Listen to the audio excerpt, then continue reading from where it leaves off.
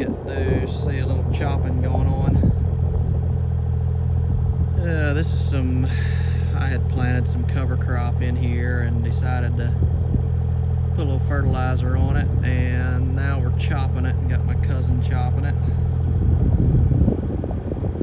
So we'll see. It's not going to make real many tons, but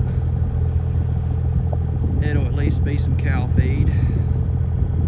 Then I'm hoping to plant soybeans in here if it rains again sometimes. Getting pretty dry around here where we had big crops sucking moisture anyway. Had wanted to plant on Monday, but then the seed I wanted they had to order in, so we'll have to wait till another day to plant. And now as dry as it is, might have to wait on rain.